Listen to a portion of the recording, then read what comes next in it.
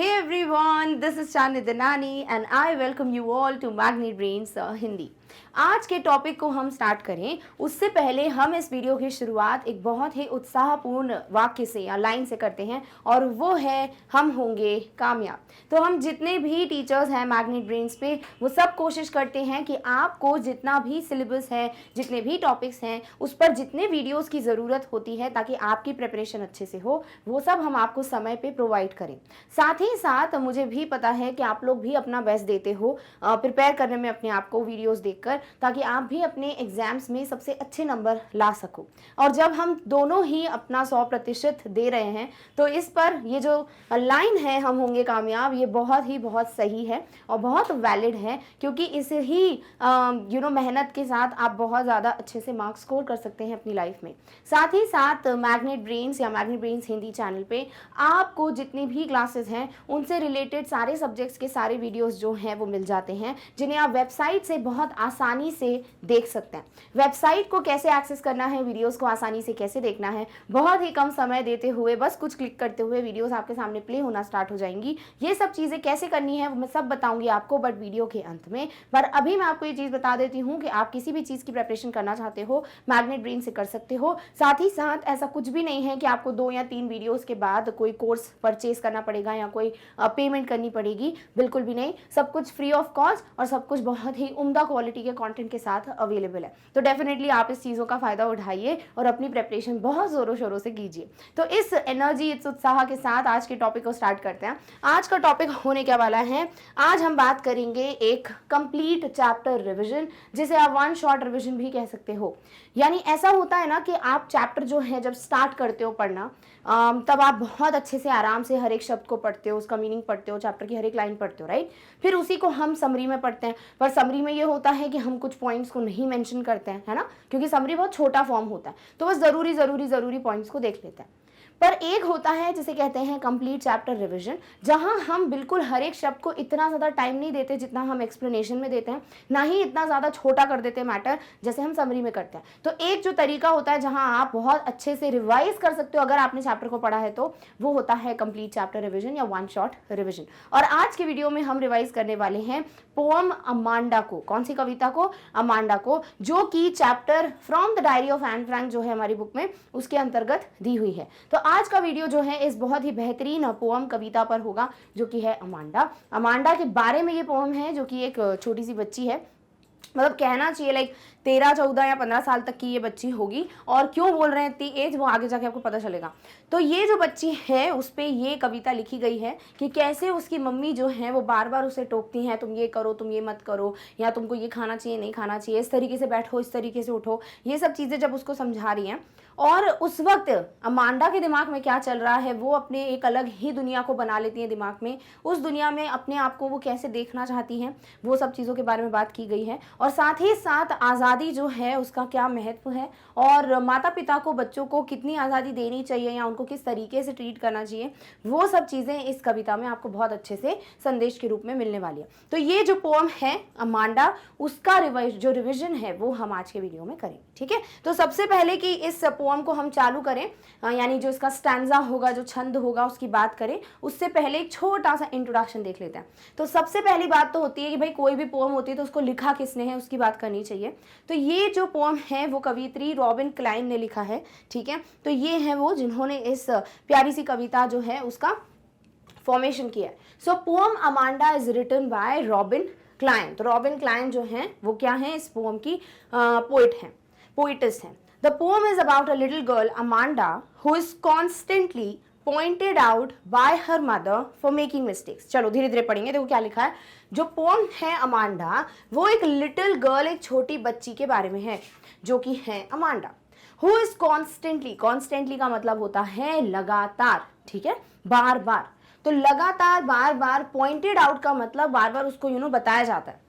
Point out करना क्या होता है, जैसे कहते हैं ना कि गलतियां पता लगा रहे हो या गलतियां बता रहे हो बार बार, तो पॉइंट आउट कर रहे हो, किसको, मिस्टेक्स को। तो pointed out by her mother for making mistakes, यानी वो जब छोटी छोटी गलतियां करती हैं या कोई भी गलती करती है, जैसे हम लोग भी जब बड़े होते रहते हैं, हमारा जो प्रोसेस है, अभी भी अगर हम कोई गलती करते हैं तो हमारे पेरेंट्स हमको टोक देते हैं, बताते हैं कि बेटा ऐसे नहीं करते, ऐसे करते हैं ना। पर वो कभी कभी होता है, अभी रोज रोज हर वक्त हर एक मिनट में थोड़ी टोका टाकी होती है, बट अमांडा के साथ हो रही है। तो वही चीज पे ये कविता जो है वो बनाई गई है, ठीक है। तो बार बार कॉन्स्टेंटली पॉइंट आउट किया जा रहा है, बताया जा रहा है उसकी गलतियों के बारे में, किसके द्वारा, उसकी मॉम के द्वारा, उसकी माता जी के द्वारा, और उसी की बात हम करेंगे आज की पोएम में, ठीक है। An important message that is conveyed is that the children should never be deprived of their freedom. क्या दिया है, एक बहुत ही इंपॉर्टेंट मैसेज, एक बहुत ही जरूरी संदेश जो आपको इस कविता में दिया जाता है, दैट इज कन्वेड। कन्वेड करने का मतलब होता है बताना, है ना, अपनी बात को किसी के तरफ पहुंचाना, उसे कन्वे करना कहते हैं। क्योंकि इस पोएम में कुछ पहले ही हो गया है, भूतकाल में हो गया है, पास्ट टेंस में, तो कन्वे का हम कन्वेड लिख देते हैं, ठीक है। तो ये पहले ही मतलब इस पोएम में एक मैसेज दे दिया गया है कि चिल्ड्रन शुड नेवर बी, यानी बच्चों को कभी भी नहीं deprived of their freedom. Deprive का क्या मतलब होता है, वंचित, ठीक है। फ्रीडम क्या है, आज़ादी, कि बच्चों को आज़ादी से वंचित नहीं रखना चाहिए। हर एक चीज़ का एक बैलेंस होता है ना। कभी भी ऐसा नहीं होना चाहिए कि बहुत ज़्यादा फ्रीडम है, और कभी नहीं होना चाहिए कि फ्रीडम बिल्कुल नहीं है ना। हमेशा बीच में होना चाहिए कि फ्रीडम भी हो और जहाँ ज़रूरी नहीं है वहाँ पर फ्रीडम नहीं भी होना चाहिए, क्या बोलते हैं, ज़ाब्ता होना चाहिए, है ना। तो वही चीज़ यहाँ पे दी गई है कि बहुत प्यारा मैसेज है इस पोएम में कि बच्चों को वंचित नहीं रखना है, डिप्राइव्ड नहीं रखना है आज़ादी या फ्रीडम से, ठीक है। अभी ये तो हमने पढ़ लिया इंग्लिश में इंट्रोडक्शन, जिसे आपको धीरे धीरे प्रैक्टिस करना है लिखना, ताकि आप अपने आंसर्स में लिख सको, क्लियर। अब इसी को हम हिंदी में देख लेते हैं ताकि एक बार फटाफट से आपके दिमाग में बातें बैठ ही जाए। तो कविता जो है अमांडा रॉबिन क्लाइन द्वारा लिखी गई है। तो ये कविता अमांडा किसने लिखी है, रॉबिन क्लाइन ने। कविता एक छोटी लड़की अमांडा के बारे में है जिसे उसकी माता लगातार गलतियां करने के लिए टोकती है। तो उसकी मॉम जो है, जो माता जी हैं, उसको बार बार लगातार कॉन्स्टेंटली टोकती रहती हैं, ठीक है, पॉइंट आउट करती हैं क्या, उसकी गलतियां। तो बार बार टोका टाकी चल रही है उसकी लाइफ में। कविता में एक महत्वपूर्ण संदेश दिया गया है कि बच्चों को उनकी स्वतंत्रता से कभी भी वंचित नहीं किया जाना चाहिए। मतलब वंचित मत करो, ऐसे थोड़ी फ्रीडम पूरी छीन रहे हो। जैसे अगर आप बात करते हैं, एक पोम पढ़ी थी हमने टाइगर इन द जू, अगर आपको याद हो तो, है ना। तो हमने वहाँ क्या पढ़ा था कि भाई उसको पूरी तरीके से बंद कर दिया है पिंजरे में। और भी विकल्प होते हैं, आप राष्ट्रीय उद्यान देख लीजिए, वहाँ पर देखरेख भी की जाती है, ठीक है, पर उनको वैसा माहौल दिया जाता है, खुले में छोड़ दिया जाता है, एक जंगल जैसा बना दिया जाता है, जहाँ उनके पास बहुत सारी जगह भी होती है, उनको अपने घर जैसा फील भी होता है, सब कुछ अच्छे से मिलता भी है। पर ऐसा नहीं है कि चार दीवारी में बंद है, नहीं, अच्छे से बंद होता है वो, पर बहुत ज़्यादा जगह होती है। अगर कभी चाहो तो आप देख सकते हो, इमेजेस वगैरह देख लो, वीडियोस देख लो, या फिर कभी गए हो अगर नेशनल पार्क या राष्ट्रीय उद्यान में, तो आपने ये चीज़ नोटिस की होगी। बट जू में क्या होता है, इतना छोटा सा पिंजरा होता है, उसमें बंद कर देते हैं। तो वैसे नहीं करना चाहिए ना कि वंचित ही कर दिया आपने आज़ादी से। हर किसी को आज़ादी की ज़रूरत होती है, बट ठीक है, उसकी एक लिमिट होनी चाहिए। बट यहाँ पर वो लिमिट भी नहीं है। यहाँ पर पूरी तरीके से जो बच्ची है उसको हर वक्त बस टोका जा रहा है, समझाया नहीं जा रहा है, टोका जा रहा है, क्लियर। ओके, चलिए अब बात करेंगे पहले स्टैंजा या पहले छंद की। Don't bite your nails Amanda, don't hunch your shoulders Amanda, stop that slouching and sit up straight Amanda. अभी ये पहला स्टैंजा है, ठीक है। अभी ये जो बुक है ना, इसमें दो स्टैंजास दिए जाएंगे, एक जो ब्रैकेट में नहीं है और एक जो ब्रैकेट में है, ठीक है। तो जो भी ब्रैकेट्स में नहीं होंगे वो अमांडा की मदर या मॉम के लिखे हुए या कहे हुए स्टैंजास है। अभी यहाँ पर पूरी कविता में कहीं नहीं बोला है कि अमांडा की मम्मी ही सब बोल रही है, बट जिस तरीके से बार बार उसको टोका जा रहा है, यही समझ आ रहा है कि भाई कौन होगा, वो अमांडा की मॉम ही होंगी जो घर पे उसको इस तरीके से बता रही होंगी, ये मत करो, वो मत करो।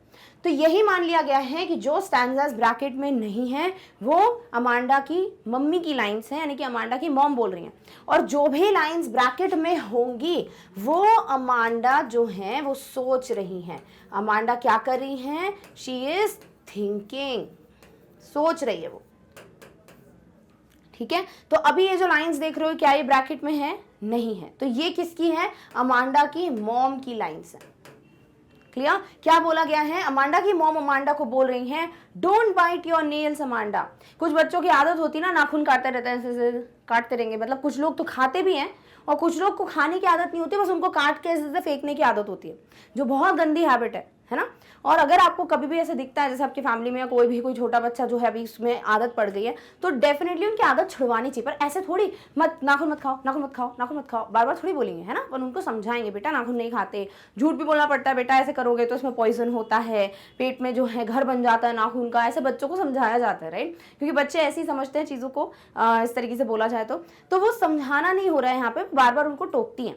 क्या बोल रही हैं, तुम अपने नाखून जो है दांतों से मत चबाओ, डोंट बाइट, बाइट मतलब होता है काटना, योर नेल्स, अपने नाखून को काटो मतलब दांतों से काटो मत।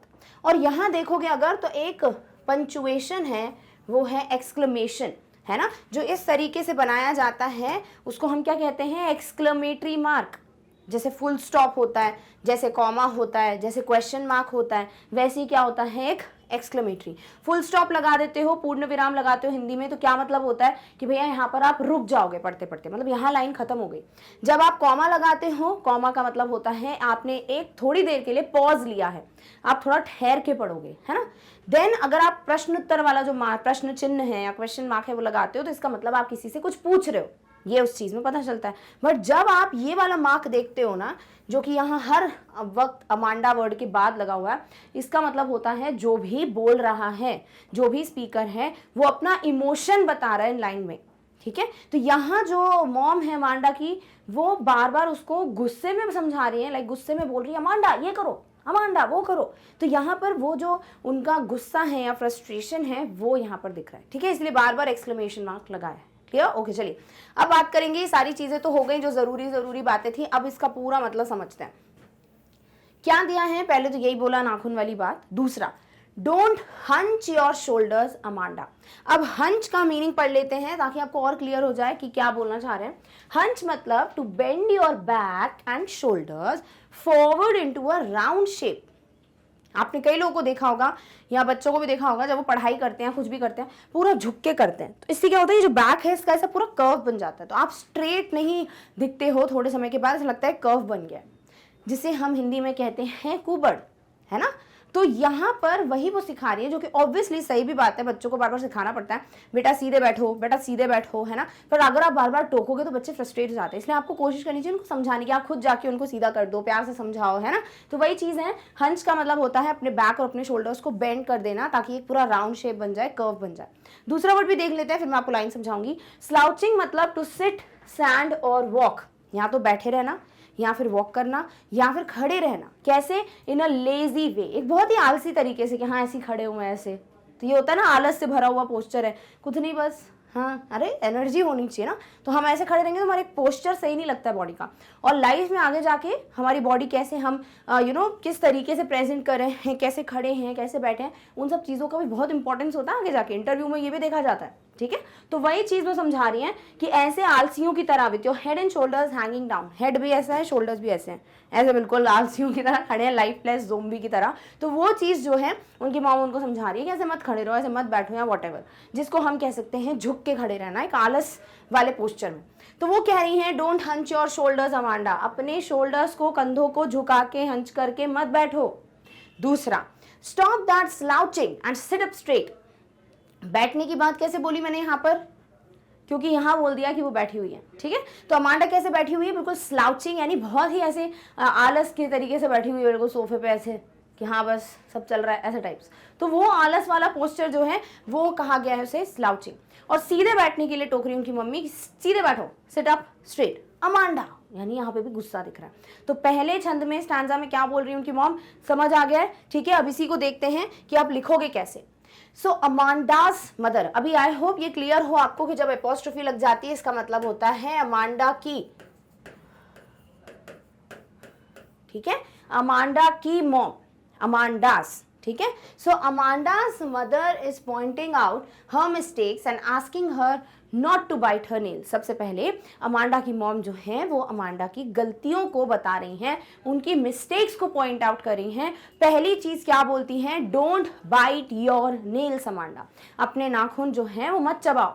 दूसरा, her mother tells her not to bend her back and shoulders, उनकी मम्मी उनको समझा रही है कि अपनी जो बैक है, पीठ है, और जो शोल्डर्स हैं, कंधे हैं, उनको झुकाओ मत, ठीक है, मतलब ऐसे झुके हुए पोस्चर में मत बैठो। तो ये दो चीजें हैं जिसको पहले टोका। थर्ड क्या है कि ऐसे आलसियों की तरह मत बैठो, सीधे बैठो। तो उसका भी हम नेक्स्ट पढ़ेंगे, पहले उसको हिंदी में पढ़ते हैं। अमांडा की माता उसकी गलतियों की ओर इशारा कर रही हैं और उसे अपने नाखून दांतों से न काटने के लिए कह रही हैं। तो पहली चीज वो उसको उसकी गलतियां समझा रही है, मतलब ये मत करो मत करो, टोक रही है। अभी स्टार्टिंग में हमको लगेगा कि चलो इतना तो ठीक है, इतना तो पेरेंट्स बोलेंगे ही, नहीं बोलेंगे तो बच्चा सीखेगा कैसे। यस, बट क्या है ये लगातार चलता रहेगा। अभी आगे वाली लाइंस में भी इसीलिए बताया गया है फ्रीडम वाली बात। तो जब तक पूरी पोएम नहीं पढ़ लेते तब तक हमें समझ नहीं आएगा कि ऐसा क्यों बताया है, ठीक है। तो अमांडा की जो माता जी हैं, मॉम है, वो उसकी गलतियां जो हैं उसकी तरफ इशारा करते हुए कहती हैं कि अपने नाखूनों को दांतों से मत काटो। उसकी माता उसे कहती हैं कि वह अपनी पीठ और कंधे झुकाकर ना बैठे, कि भैया सीधे रहना है ना। तो यहाँ पर हंच का मतलब होता है झुककर, या एक तरीके से कुबड़ निकाल के, है ना। तो शोल्डर्स और अपनी पीठ को जो है, कंधे को और अपने पीठ को जो है झुकाकर मत बैठो। तो ये दो चीजें। थर्ड क्या चीज वो बोल रही हैं, her mother scolds her for sitting in a lazy way and asks her to sit straight. और फिर उनकी मम्मी उनको चिल्ला रही हैं, डांट रही हैं कि तुम कैसे आलस वाले एक पोस्चर में या आलसियों की तरह बैठी हुई हो, ऐसे मत बैठो, सीधे बैठो। क्योंकि जब अगर आप कभी नोटिस किया आपने, यार पता नहीं, कि जब आपके घर में कोई मेहमान आते हैं, गेस्ट आते हैं, आप कभी किसी शादी पार्टी में जाइए, वहाँ पे बहुत सारे गेस्ट होते हैं, और ऐसा होता है ना कि हर कोई जो अंकल आंटी हैं वो दूसरों के बच्चों के बारे में जरूर चीजें देखते हैं। अगर वो अच्छे होते तो उनकी तारीफ होगी, नहीं होंगे तो सबको पता चल जाएगा भाई उसके बच्चे में तो अक्ल ही नहीं है। ऐसा करके चीजें होती है, नेचुरल है। और ये चीजें लिंक करके पढ़ोगे तो पोएम और अच्छे से क्लियर होगी। तो यहाँ पर वही चीज है कि अगर आप किसी बच्चे को देखते हो कि वो ऐसे ही बैठा हुआ है बिल्कुल पॉपकॉर्न खाने वाले पोस्चर में, या बिल्कुल ऐसा आलसी है, कुछ है ही नहीं एक्टिविटी, तो हमको भी लगता है कि मतलब कैसे बच्चे हैं आजकल के बच्चे ऐसे, राइट। तो वही चीज उनकी मॉम उनको सिखा रही है कि ऐसे आलस वाले पोस्चर में मत बैठो, बल्कि सीधे बैठो। तो अब इसको हिंदी में क्या बोलेंगे हम, उसकी माता उसे आलसी तरीके से बैठने के लिए डांटती हैं और सीधे बैठने के लिए कहती हैं। तो पहला स्टैंजा आई होप सब क्लियर हो गया है, ठीक है। नाखून नहीं चबाओ और अपने जो कंधे हैं और पीठ है उसको झुका के मत बैठो, सीधे बैठो, आलसी तरीके से मत बैठो। तो हंच और स्लाउचिंग क्लियर होगा, राइट। ओके, चलिए अब मूव करते हैं हम सेकंड स्टैंजा पे। अब यहाँ पे सबसे पहले नजर पड़ेगी किस पे, ब्रैकेट पे। देखो ब्रैकेट लगा है, यानी ये जो है वो अमांडा की थिंकिंग चल रही है। यहां पर अमांडा की मम्मी नहीं बोल रही है, अमांडा सोच रही है। अब जो कुछ भी अमांडा की मम्मी बोलती है ना, उसी की तरीके से सोचती है अमांडा। कैसे, देखो, there is languid emerald sea where the sole inhabitant is me, a mermaid drifting blissfully. देखो सबसे पहले तो बहुत सारे यहाँ पे डिफरेंट वर्ड्स हैं, पर ध्यान से पढ़ते हैं। देखो, there is a, there THERE क्या होता है, कोई पोजीशन की बात हो रही है ना, कुछ है, क्या है कि एक लैंग्विड, लैंग्विड का मतलब होता है बिल्कुल रिलैक्स्ड, बिल्कुल चिल, ठीक है। कोई हौच पौच नहीं, कोई शोर शराबा नहीं, बहुत ही रिलैक्स्ड, ठीक है। तो बहुत रिलैक्स्ड सी एमरल्ड, एमरल्ड क्या होता है, एक कलर होता है, एक ग्रीन कलर होता है। एमरल्ड स्टोन्स भी होते हैं, ठीक है, और वैसे ही एमरल्ड कलर होता है, ग्रीन कलर होता है। सी है, एक समुद्र है, यानी बहुत प्यारा हरा सा एक समुद्र है। ये जो कलर देख रहे हो यहाँ पे, इसे एमरल्ड कलर कहते हैं, कि ऐसा एक समुद्र है।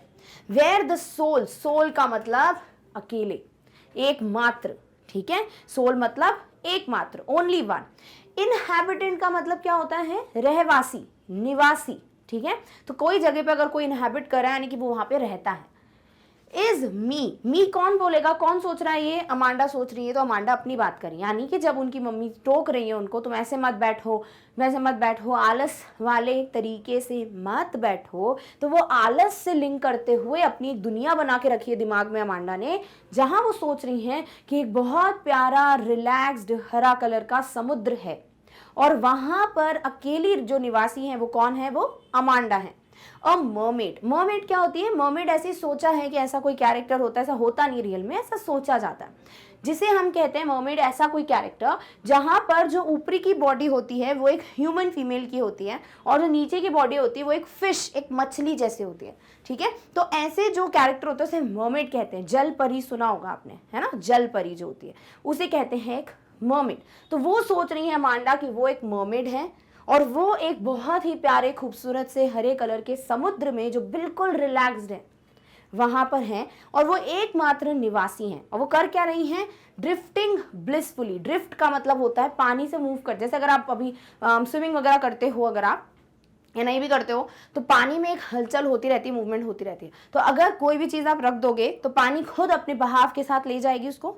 अगर आप भी ऐसे पानी पे लेट जाओगे तो पानी आपको धीरे धीरे खुद आगे ले जाता है, अगर कभी स्विमिंग वगैरह की हो तो वो भी ऐसे जो है ड्रिफ्ट करी, यानी वो मस्त आलसी वे में, रिलैक्स्ड वे में बैठी हैं और पानी जो है वो अपने साथ उनको बहा के ले जा रहा है। और ये सब हो रहा है ब्लिसफुली, यानी बहुत ही खुशी के साथ, बहुत ही ज़्यादा हैप्पीनेस के साथ। तो यहाँ देखो क्या बोल रही है उनकी मम्मी, आलस वाले तरीके से मत बैठो। यहाँ वो सोच रही हैं कि वो अकेली हैं, उनको कोई टोकेगा नहीं, नंबर 1।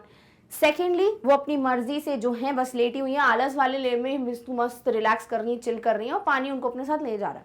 तो ये चीज़ जो है वो उनके दिमाग में आती है जब उनकी मम्मी उन्हें समझा रही है। यानी उनकी मम्मी जब उन्हें समझा रही है तो उनके दिमाग में और कुछ नहीं बल्कि एक दूसरी दुनिया चल रही है जहाँ वो अकेले रहना चाहती है। ठीक है, चलो अब इसी में ये जो वर्ड्स हैं इनके मीनिंग पढ़ते हैं, फिर इसका ट्रांसलेशन जो है वो देखेंगे। क्लियर? तो फटाफट से देखते हैं लैंग्वेड और एम्ब्रिल और ब्लिसफुली का meaning.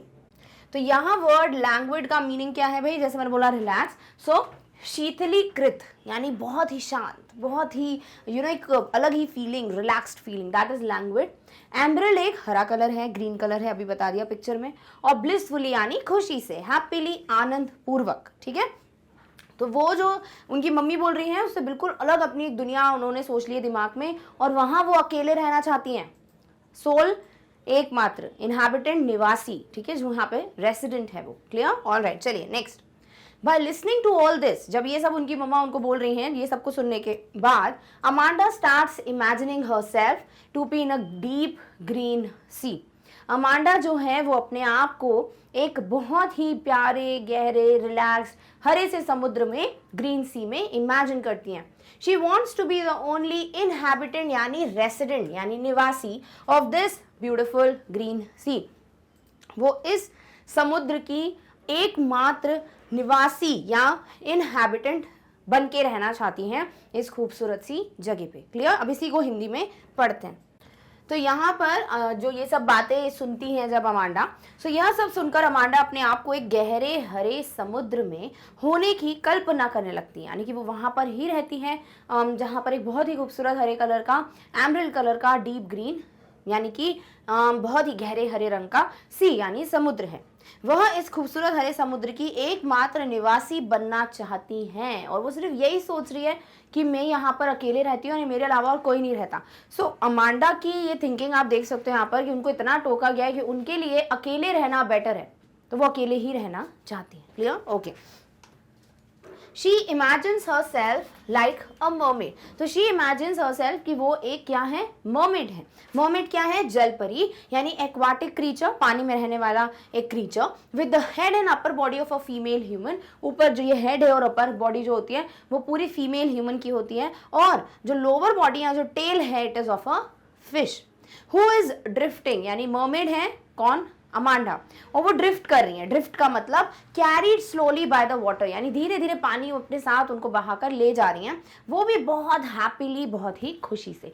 So Amanda imagines herself to be the only resident या inhabitant of a deep green या deep emerald green colour sea where she is carried slowly by the water या फिर she is drifted by the water and she is very happy there। ये होगा तरीका इसको लिखने का। हिंदी में बता देते हैं इस वाले को, फिर मैं हिंदी में बताती हूँ कि आप एग्जैक्टली क्या लिखोगे। सो वह खुद को एक मत्स्यांगना या फिर जल परी, आप दोनों में से कुछ भी मान सकते हैं, एक महिला जिसका सिर और ऊपरी शरीर मानव का और पूंछ एक मछली की होती है, और ये एक जलीय प्राणी यानी कि पानी में रहने वाला प्राणी होती है। कौन? मरमेड की तरह कल्पना करती हैं, जो पानी में धीरे धीरे बहती हैं और खुशी से बहती हैं। तो वो अकेले क्यों रहना चाहती है? क्योंकि कोई टोकेगा नहीं।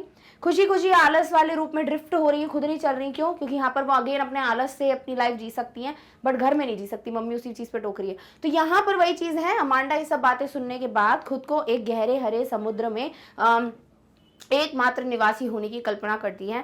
वहां पर वो एक जल परी की तरह अपने आप को देखती हैं और वो पानी के बहाव से बहती जा रही हैं और इन सब चीजों में वो बेहद खुश हैं। क्लियर? ओके, चलिए नेक्स्ट आंसर पे बात करते हैं।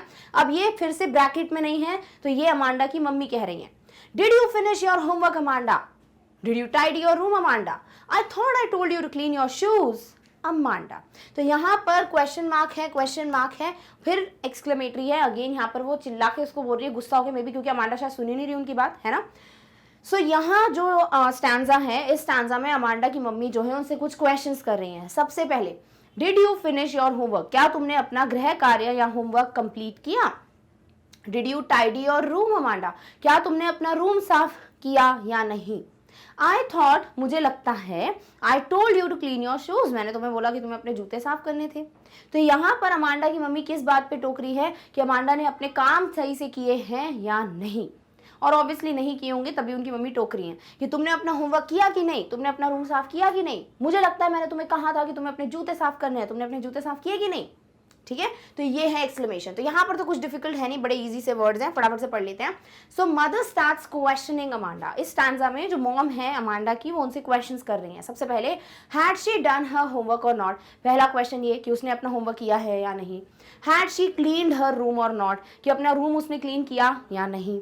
The mother reminds her to clean her shoes, फिर उनकी मॉम उनको याद दिलाती कि मुझे लगता है मैंने तुम्हें कहा था कि जूते साफ करने थे, तो इसे रिमाइंडर ही कहते हैं। तो वो रिमाइंड करा रही है, याद दिला रही हैं। एंड मदर इज कॉन्स्टेंटली मतलब लगातार आस्किंग हर क्वेश्चंस, और इस तरीके से वो उससे प्रश्न किए ही जा रही हैं। अभी क्या क्या बोला है ध्यान में रखना, क्योंकि अगला स्टैंजा फिर ही समझ पाओगे। क्या कि होमवर्क किया कि नहीं, रूम साफ किया कि नहीं, शूज साफ किए कि नहीं। अब इसी को हिंदी में पढ़ते हैं। सो अमांडा की माता उससे पूछताछ करने लगती हैं। पहली चीज, उसने अपना होमवर्क किया या नहीं। दूसरी चीज जो वो पूछती हैं वो है उसने अपना कमरा साफ किया या नहीं। और तीसरी चीज, वो उसको याद दिला रही हैं, अपने जूते साफ करने के लिए याद दिलाती है कि तुमने अपने शूज क्लीन किए कि नहीं। अमांडा की माता लगातार अपने सवाल पूछ रही हैं। तो 3 सवाल पूछे और ऐसे ही वो और सवाल पूछती होंगी, यानी कि अभी एक चीज पर टोका, अभी दूसरी चीज पर टोक रही है कि काम किया कि नहीं, होमवर्क, शूज क्लीन करना और रूम क्लीन करना। ठीक है, अब इसी से लिंक्ड जब उनकी मम्मी उन्हें ये सब बोल रही हैं, तब अमांडा के दिमाग में क्या चल रहा है। अब वो अपनी दुनिया में फिर चली गई और उस वक्त वो क्या सोच रही है, देखो ब्रैकेट्स में है, तो ये अमांडा की थिंकिंग है। I am N orphan roaming the street. I pattern soft dust with my hushed bare feet. The silence is golden, the freedom is sweet.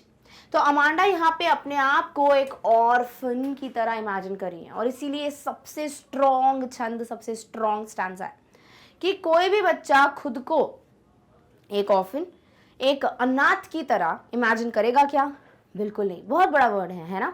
Orphan मतलब ऐसे बच्चे जिनके मम्मी पापा नहीं हैं, जिनके मॉम डैड नहीं है। और अमांडा अपने आप को वैसा ही बनना चाहती है, लाइक वैसे ही देखना चाहती हैं। यानी अमांडा के दिमाग पे ये जो टोका टाकी है, उसने कितना स्ट्रॉन्ग एक इम्पैक्ट छोड़ा है, कितना स्ट्रॉन्ग असर छोड़ा है कि वो खुद को एक अनाथ की तरह इमेजिन करते हुए खुश हैं, यानी उन्हें कोई नहीं चाहिए अपनी लाइफ में।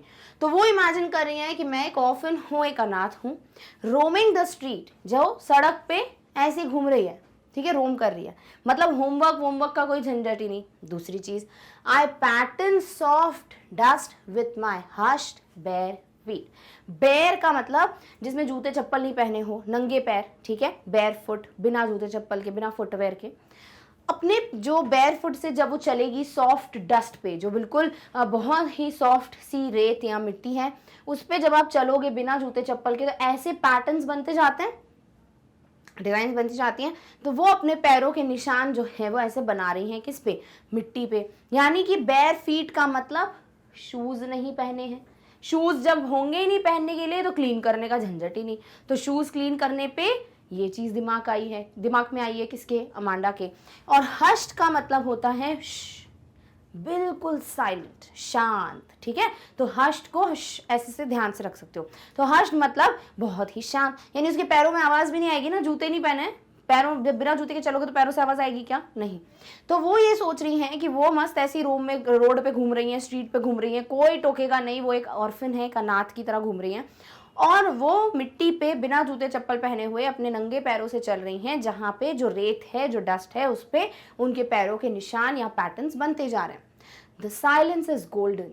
और वो क्यों ये सब बिल्कुल शांत अकेले सब क्यों सोच रही है, क्योंकि उनके लिए शांति जो है, साइलेंस जो है, वो एक गोल्डन चीज है, या स्वर्ण की तरह कीमती या बहुत कीमती है, ठीक है। तो साइलेंस या शांति बिल्कुल जो है बहुत पसंद है अमांडा को, कि बार बार उनकी मम्मी उन्हें टोक रही है। द फ्रीडम इज स्वीट, और उनके लिए आजादी, फ्रीडम बहुत ही ज़्यादा मधुर है, बहुत ही ज़्यादा मीठी है। ठीक है, तो ये चीज़ें हैं। आई होप कुछ भी डिफिकल्ट है नहीं। फटाफट से हश्ड का मीनिंग पढ़ते हैं और फिर मैं आपको इसका ट्रांसलेशन बता दूंगी। सो हश्ड मीन्स क्वाइट, शांत। That is what is hushed bare feet, यानी जूते नहीं पहने तो बिल्कुल शांति, और शांति उनके लिए बहुत ज़्यादा इंपॉर्टेंट है। क्लियर? ओके, चलिए। Amanda imagines herself to be an orphan. वो अपने आप को एक अनाथ की तरह सोच रही हैं, कि कल्पना कर रही हैं कि वो एक अनाथ हैं। She is roaming in the streets and walking freely. वो बिल्कुल ऐसी घूम रही है, भटक रही है अपनी मर्जी से, कोई टोकेगा नहीं, फ्री है वो। She would have drawn patterns on the soft dust with her hushed, यानी quiet and still bare feet. और वो एक डस्ट पे जब चल रही है बिना फुटवेयर पहने हुए, तो अपने पैरों के निशान जो है वो बनते उनके जा रहे हैं किस पे? उस डस्ट पे। क्लियर? ओके, चलिए। सो अमांडा खुद को एक अनाथ होने की कल्पना करती हैं। वह सड़कों पर घूम रही हैं और खुलकर घूम रही हैं, बिल्कुल आज़ाद घूम रही हैं, कोई नहीं है उनको टोकने वाला। वह अपने शांत, यानी शांत और स्थिर नंगे पैरों के साथ नरम धूल पर पैटर्न बनाती हैं। तो उन्होंने चप्पल जूते नहीं पहने, जूते साफ करने का कोई इशू ही नहीं। रोड पे घूम रही हैं, अनाथ हैं, तो रूम साफ करने का कोई इशू नहीं। उसके बाद उनको कोई टोकेगा नहीं, वो बिल्कुल फ्री है, शांति है ना। और अगर ऐसे घूमती रहेंगी, ऑर्फन रहेंगी, तो होमवर्क करने का भी कोई झंझट नहीं। तो जब उनकी मॉम ये सब चीजें पूछ रही हैं, तो उनके दिमाग में ये चल रहा है, इतना ज्यादा इम्पैक्ट पड़ रहा है उनके दिमाग पे इन सब चीजों का। ऑल्सो क्योंकि जो भी उनकी मम्मी बोल रही है उसी से लिंक्ड सब चीजें हैं, तो अमांडा उनकी सारी बातें सुन रही है ना, पर सुनकर अनसुना कर दे रही है। क्लियर? ओके, चलिए नेक्स्ट बात करते हैं।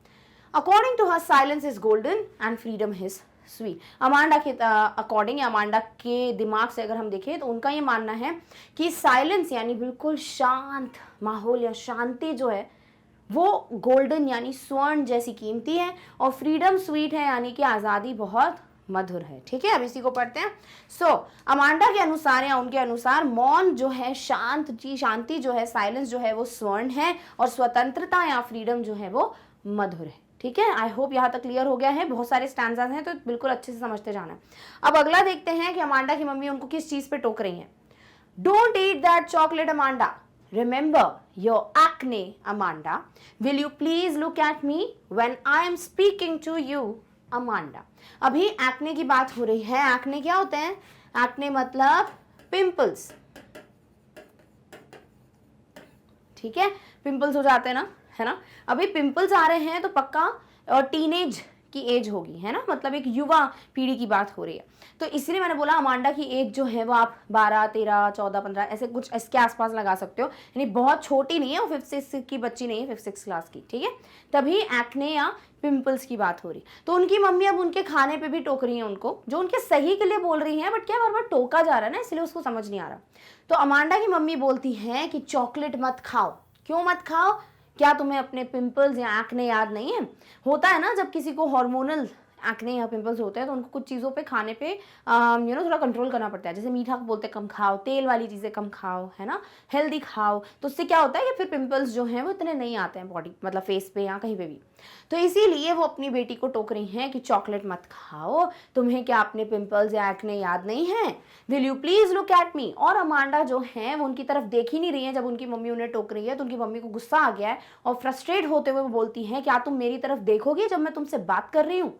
यानी कि मैं तुमसे बात कर रही हूँ, तुम मेरी तरफ देख भी नहीं रही हो, यानी सुन नहीं रही। ठीक है, तो आई होप यहाँ पे भी कुछ ऐसा डिफिकल्ट है नहीं। एक्ने मैंने बता दिया, पिंपल्स को बोलते हैं। ठीक है, जो आप देख सकते हैं जो पिंपल्स हो जाते हैं, तो वो चॉकलेट से रिलेटेड उनको मना कर रही है कि भैया ऐसे हो जाएगा, पिंपल्स हो जाएंगे, तो चॉकलेट मत खाओ। क्लियर? ओके, चलिए अब इसी को पढ़ते हैं। So the mother tells Amanda not to eat chocolate. So जो मॉम है अमांडा की, वो उनको मना कर रही हैं कि चॉकलेट्स मत खाओ। She reminds her of her acne. वो उसको उसके पिंपल्स या एक्ने की याद दिला रही हैं। The mother scolds and asks her to pay attention to what she says. और फिर उनकी मॉम जो है उनको चिल्लाती हैं और उनको बोलती हैं कि जब मैं तुम्हें कुछ बता रही हूँ तो मेरी बात ध्यान से सुनो। क्लियर? सो इस तरीके से अमांडा की जो मॉम है वो उनको टोक रही हैं कि चॉकलेट मत खाओ, उनको याद दिला रही हैं कि पिंपल्स हो जाते हैं तुमको, तो वो तुम क्या भूल गई हो, और जब मैं तुमसे बात कर रही हूँ तो मेरी तरफ देखो, मेरी बातों को सुनो, pay attention to my words. Clear? चलिए अब इसी को पढ़ते हैं हिंदी में। सो माता जो है वो अमांडा से कहती हैं कि चॉकलेट मत खाओ, यानी अमांडा की जो मॉम है वो उनको कह रही हैं चॉकलेट मत खाओ। वह उसे अपने मुहासों की याद दिलाती है कि तुम्हें याद नहीं है कि तुम्हें मुहासे, पिंपल्स, एक्ने हो जाते हैं। अमांडा की माता उसे डांटती हैं और उससे कहती हैं कि वह जो कहती है उस पर ध्यान दे, कि भैया मैं जो भी कह रही हूँ प्लीज मेरे ऊपर ध्यान दो, मेरी बात सुनो। तो वो उस चीज पे उसको चिल्ला रही। ठीक है, अभी चॉकलेट खाने पे मना किया है। अब इस पे अमांडा क्या सोचेंगी वो पढ़ते हैं। आई एम रपंजल, ब्रैकेट्स में है, अमांडा सोच रही हैं I am Rapunzel, I have not a care, life in a tower is tranquil and rare, I'll certainly never let down my bright hair। तो अमांडा यहाँ पे अपने आप को एक रपंजल की तरह इमेजिन करती हैं। अभी जो भी बच्चे हैं जिन्हें ये जो एनिमेशन होता है, एनिमेटेड कैरेक्टर्स होते हैं, उनकी मूवीज़ देखना, प्रिंसेसेस, डिज्नी प्रिंसेसेस की मूवीज़ देखना पसंद है, तो आप रपंजल नामक जो एक कैरेक्टर है उसके बारे में जानते होंगे। रपंजल भी एक बहुत ही ब्यूटीफुल सी गर्ल है जिनके बाल बहुत ज़्यादा बड़े हैं, एक्सट्रीमली लॉन्ग है, ठीक है। अब ये जो रपंजल हैं इनको एक चुड़ैल, एक विच जो है वो अपने टार इस तरीके से एक बहुत बड़ी बिल्डिंग में कैद करके रख देती है। और रपंजल क्या करती थी, वो अपने लंबे बालों को खिड़की से, विंडो से नीचे की तरफ खोलकर खड़ी हो जाती थी ताकि ऊपर टार में अगर किसी को आना हो तो वो बालों को पकड़कर क्लाइंब कर कर आ सके। ये स्टोरी चलती है मूवी में, ठीक है।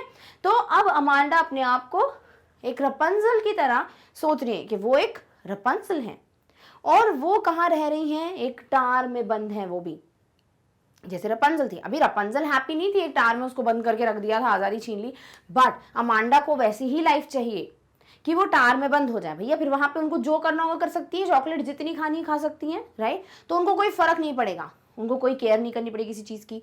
लाइफ इन अ टार, क्योंकि ऐसे टार में जो जिंदगी है वो ट्रैंक्विल और रेयर है। ट्रैंक्विल मतलब बहुत ही बढ़िया, बहुत ही शांत, सीरीन, ठीक है।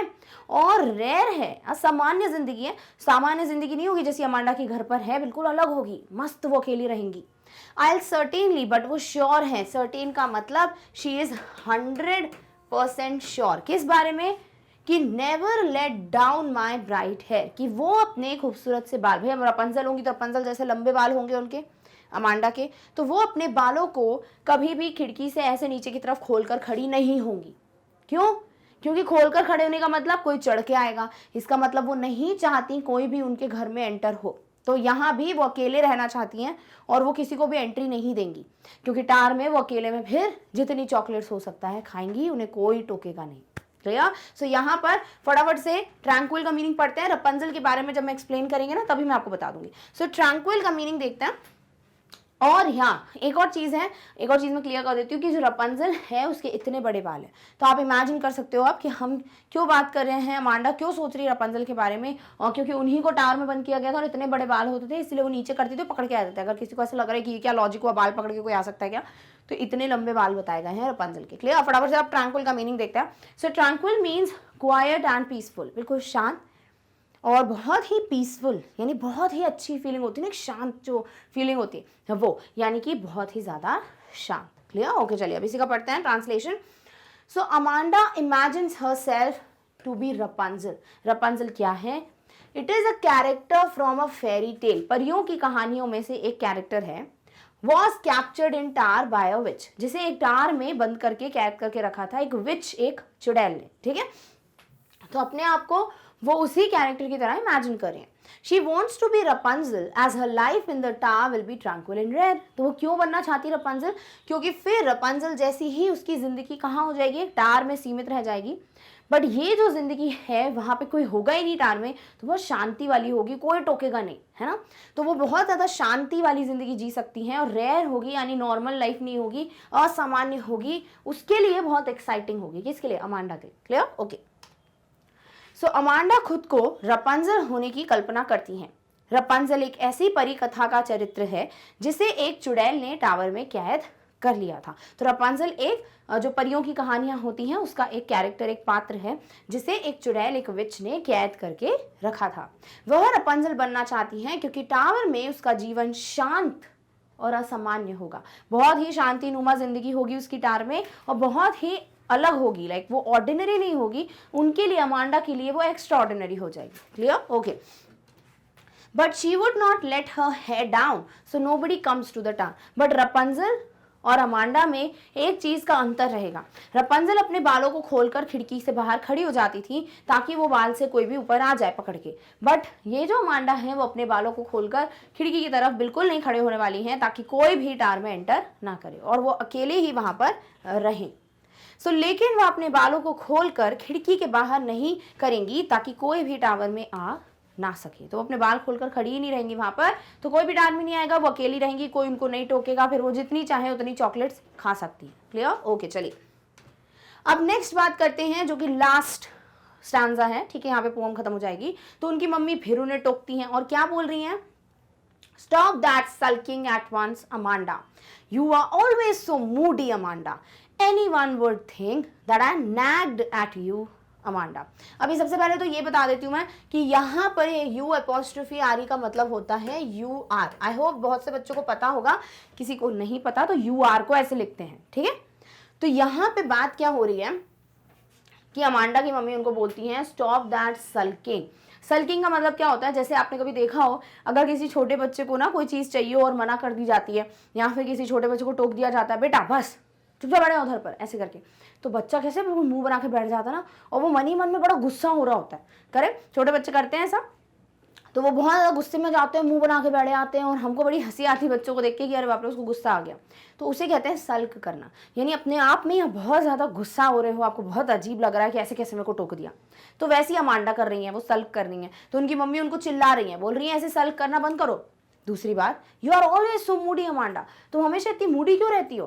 कई बच्चे होते हैं ना जिनका बोलते हैं कि भैया इसका मूड होगा तो ही बात करेगा। अक्सर आपने सुना होगा मम्मी पापा बोलते हैं कि हाँ उसका मूड नहीं इसलिए जवाब नहीं दे रहा है। तो और कुछ बच्चे होते हैं जो हमेशा आपके क्वेश्चन का आंसर देंगे, बेटा नाम क्या बताएंगे क्या है, और अगर किसी बच्चे को बोल बेटा आपका नाम क्या है तो देखते रहेंगे बस, या पीछे छुप जाएंगे मम्मी पापा के। तो वो मूडी बच्चे होते हैं, है ना। तो यहाँ पर अमांडा भी बड़ी मूडी है, कभी वो बड़ी खुश है, कभी वो बिल्कुल शांत हो जाती हैं, कभी गुस्से में जाती हैं, कभी नाराज हैं, कभी आलस से भरी पड़ी है। तो उनकी मम्मी को ये चीज़ अच्छी नहीं लग रही कि मूडी होना बंद करो। तीसरी चीज़, एनी वन वुड थिंक, फिर वो क्या बोलती है यहाँ पे उनकी मम्मी कि अगर ऐसे कोई तुम्हें देख लेगा तो किसी को भी ये लगेगा दैट आई नैग्ड एट यू, कि मैंने तुम्हें बहुत ज़्यादा टोका टाकी की है, मैंने तुम्हें बहुत ज़्यादा बोला ये मत करो वो मत करो, बल्कि वो ये कर रही हैं। तो मतलब जो अमांडा की मम्मी हैं वो यहाँ पर कुछ ऐसा बोल रही हैं जो लिटरली वो कर ही रही हैं। तो शी इज़ लाइक कि अगर कोई भी तुमको देखेगा कि मैंने तुमको अगर तुम्हें ऐसे कोई देखेगा नाराज़ होते हुए या ऐसे उदास होते हुए पूरा टाइम या मूडी होते, तो ऐसा लगेगा कि मैंने तुम्हें बहुत टोका है, बल्कि लिटरली वो वही कर रही हैं। तो यही सब चीज़ें जो हैं वो उनकी मम्मी जो है उनको बोलती हैं कि भैया मूडी होना बंद करो, सल्क करना बंद करो, एंड ऐसा लगेगा लोगों की मैंने तुम्हें नैग किया। तो ये इधर पे पोम खत्म हो जाती है कि इसके बारे में वो क्या सोच रही है क्या नहीं, वो चीज़ें नहीं बताई जा रही हैं। एंड मे बी इसके बाद अमांडा को यही बोल रही हैं कि मतलब जस्ट स्टॉप बीइंग मूडी, बल्कि वो ये चीज़ें सोच रही हैं अपने दिमाग में, इसीलिए इस तरीके का उनका रिएक्शन आ रहा है। ठीक है, चलो अब सल्किंग और नैक्ट का मीनिंग देखते हैं, फिर इसका ट्रांसलेशन देखेंगे। Sulking means to refuse to speak और smile because you want people to know that you are angry. अगर आपको ऐसे दिखाना कि अभी मैं गुस्से में हूँ, जैसे बच्चे करते हैं ना, अभी मैं गुस्से में हूँ, तो क्या करते हैं वो या तो स्माइल भी नहीं करते, ठीक है, मुंह बिल्कुल मुंह उदास हो जाता है, और साथ ही साथ वो बहुत बातचीत नहीं करते हैं बच्चे। दिस शोज कि वो उदास हैं। तो वैसे उदास होना, नाराज होना और ये शो करना, इस तरीके से उसे सल्क करना कहते हैं। सेकेंड है nag, to continuously complain to somebody about his or her behaviour or to ask him or her to do something many times. अगर किसी को लगातार आप ये कंप्लेन करो कि तुम ये मत करो, तुम ऐसा करते हो वैसा करते हो, ये सब उसे कहते हैं नैग करना, विच इज टोकना। ठीक है, तो ये है सल्किंग और नैक्ट का मीनिंग। बाकी तो कुछ भी ऐसा नहीं है जो आपको शायद क्लियर ना हो। अब फटाफट से इसका ट्रांसलेशन देखते हैं। The mother asked Amanda to stop sulking. तो जो मॉम है अमांडा की, वो उनको बोलती है सल्क करना बंद करो। She wants her to not be moody, उसको वार्निंग देती है कि मूडी होना भी बंद करो। क्या है ये, मूडी नहीं होना चाहिए, मैं हमेशा मतलब ऐसे खुद ही अडेप्ट कर जाना चाहिए। ठीक है, and her behaviour will make others think that her mother constantly nags her. इस तरीके से वो उसको मना करती है। क्लियर? ओके। सो अमांडा की माता उसे बार बार नाराज होने के लिए मना करती हैं, उसे मूडी न होने की चेतावनी देती हैं, और उनका व्यवहार दूसरों को यह सोचने पर मजबूर कर देगा कि वह अमांडा को लगातार टोकती रहती हैं। और इस तरीके से जो पोएम है वो खत्म होती है। डन। सो हमें आई होप आपको क्लियर हो गया होगा यहाँ पे क्या बात हो रही है। अमांडा के बिहेवियर को लेकर, अमांडा की चीज़ों को लेकर उनकी मम्मी उनको बार बार टोक रही है। अभी यहाँ अमांडा जो है वो इस चीज़ को बहुत ज़्यादा स्ट्रांगली ले रही हैं, और इसीलिए वो एक अलग ही दुनिया में पहुँच गई हैं, एक अलग ही दुनिया के बारे में सोच रही हैं, है ना, जहाँ वो अकेली हैं, जहाँ वो अपने आप को एक अनाथ की तरह देखती हैं, यानी जहाँ उनके मॉम डैड नहीं हो, यानी कि उनको चाहिए ही नहीं कि कोई हो उनका फैमिली मेम्बर। साथ ही साथ जहाँ वो अपनी मर्जी से कभी भी कहीं भी जा सकती हैं, वो चाहे फुटवेयर पहने ना पहने, होमवर्क करे ना करे, कुछ भी खाएं, है ना। तो इस तरीके से ये सब चीज़ें उनके दिमाग में चलती हैं, मस्त अपना रिलैक्स होकर बैठी रहें, आलस से भरी ज़िंदगी जिए, कोई उनको टोकेगा नहीं। तो इसीलिए उनके दिमाग पे ये चीज़ें जो हैं वो बहुत ज़्यादा स्ट्रांगली अफेक्ट कर रही हैं। तो यहाँ पर इस पोम के थ्रू जो पोइट हैं वो यही चीज़ बताना चाह रहे हैं कि लोगों को या मॉम डैड को या किसी को भी, अगर आप एल्डर भाई बहन भी हैं और हम बहुत टोका टाकी करते हैं, तो ये सब चीज़ें नहीं करनी चाहिए। रादर हमें समझाने की कोशिश करनी चाहिए, हमें उनके साथ फ्रेंड्स बनकर खुशी खुशी उनको बातें समझानी चाहिए, बेटा ऐसा होता है ऐसा होता है, और बार बार टोकना नहीं चाहिए, बिकॉज वो चीज़ फिर जो है अलग डायरेक्शन में चली जाती है। और यही चीज़ जो है फ्रीडम का इंपॉर्टेंस, बच्चों को कितनी फ्रीडम देनी है कितना नहीं, वो बैलेंस बना के रखना जो है वो सिखा रही है क्या पोम, अमांडा। और अमांडा पोम के टाइटल में भी देखें आप एक्सक्लेमेटरी मार्क है, बिकॉज वही चीज़, वो इमोशन, वो फ्रस्ट्रेशन, वो बार बार टोकना, वो सब दिख रहा है। Done, okay. सो इस तरीके से हमने कर लिया है अमांडा पोम को कम्प्लीटली रिवाइज। आई होप जितने भी इंपॉर्टेंट वर्ड्स थे, जितना भी एक्सप्लेनेशन है, वो सब क्लियर हो गया आपको। और अब इस पे कुछ भी पूछा जाएगा तो आप बहुत आसानी से उसको पढ़ पाएंगे। साथ ही साथ इसी पोम पे बेस्ड बहुत सारे एक्स्ट्रा क्वेश्चंस भी हम सॉल्व करेंगे, दोनों एमसीक्यू यानी मल्टीपल चॉइस क्वेश्चंस, यानी कि जिसमें विकल्प मिलते हैं वैसे क्वेश्चन, साथ ही साथ जो आंसर क्वेश्चन आंसर्स होते हैं, जो आपको क्वेश्चन दिया जाता है आप आंसर लिखते हो, जिसे सब्जेक्टिव कहते हैं, और जो एमसीक्यूज जिन्हें ऑब्जेक्टिव कहते हैं, दोनों तरीके के क्वेश्चंस की प्रैक्टिस मैं आपको करा दूंगी हर एक चैप्टर, हर एक पोम पे। तो अमांडा के बारे में भी हम बातचीत करेंगे क्वेश्चन आंसर्स के फॉर्म में, जो भी आने वाले वीडियोस होंगे उसमें। बट अभी के लिए आई होप ये कंप्लीट रिवीजन जो है वो आपके लिए बड़ा काम का है। साथ ही साथ अगर आप इसी तरीके से वीडियोस जो है मैग्नेट ब्रेन्स हिंदी पे देखना चाहते हैं, या हिंदी मीडियम के इसी तरीके से बाकी विषयों के वीडियोस को भी आप देखना चाहते हैं, तो please magnet brains Hindi channel जो है वहां पे सब्सक्राइब कर दीजिए, ताकि आपको कोई भी वीडियो जब अपलोड होता है उसका नोटिफिकेशन आता रहे। और आप चाहें तो आप कम्युनिटी टैग पे क्लिक कर जो भी रोज के वीडियो का टाइमिंग है या जो भी अपडेट होगा वो सब देख सकते हैं, बिकॉज यहाँ पे सारी इन्फॉर्मेशन आपको बता दी जाती है कि आपको इतने बजे इस चैप्टर का, इस क्लास का वीडियो मिल जाएगा। तो आपके लिए आसानी हो जाती है, आप बिल्कुल समय पे वीडियोस देख पाएंगे, आप कोई वीडियो मिस भी नहीं करेंगे। और साथ ही साथ अगर आप नोटिफिकेशन पे क्लिक कर बेल आइकॉन पे, लाइक सब्सक्राइब पे क्लिक कर बेल आइकॉन पे क्लिक कर देते हैं, तो आपको वीडियोस की जानकारी भी ऑटोमेटिक आपके फोन पे या आपके पीसी पे मिल जाएगी। तो इस तरीके से बड़ा आसान हो जाता है वीडियोस को एक्सेस करना। So please do check out the complete channel. Done, okay. So इस तरीके से हम आ चुके हैं आज के वीडियो के, आज के टॉपिक के डिस्कशन के अंत में। आई होप आपको सब कुछ क्लियर हो गया है। और अगर आपको लगा कि हाँ अमांडा पोम में मेरे को कोई डाउट नहीं है, तो प्लीज़ इस वीडियो को लाइक करना नहीं भूलना है। साथ ही साथ इस वीडियो के बारे में और मैग्नेट ब्रेन्स हिंदी चैनल के बारे में आप जितना लोगों से हो सकता है उतने लोगों से शेयर कीजिए। साथ ही साथ चैनल को सब्सक्राइब करना नहीं भूलना है, अदरवाइज जो भी नोटिफिकेशन होंगे वो आपके पास नहीं पहुंच पाएंगे और शायद आप उस वीडियो को फिर टाइम पे ना देख पाओ। ऑल्सो अगर आपको कोई भी ऐसा डाउट है या कुछ भी लगता है कि आपको ये क्लियर नहीं हुआ है, वो क्लियर नहीं हुआ है, तो आप कमेंट सेक्शन में ज़रूर बता सकते हो, ताकि उसको फिर मैं जब क्वेश्चन आंसर्स कराऊंगी तब आपको समझा पाऊँ या उस वीडियो में डिस्कस कर लें। क्लियर? सो इस तरीके से लाइक शेयर और सब्सक्राइब करना नहीं भूलना है। साथ ही साथ हम आ चुके हैं आज के वीडियो के अंत में, बट अगले वीडियो में हम मिलने वाले हैं अगले टॉपिक के साथ। तब तक खुद का सबका ध्यान रखिए। Thank you so much for watching. Bye.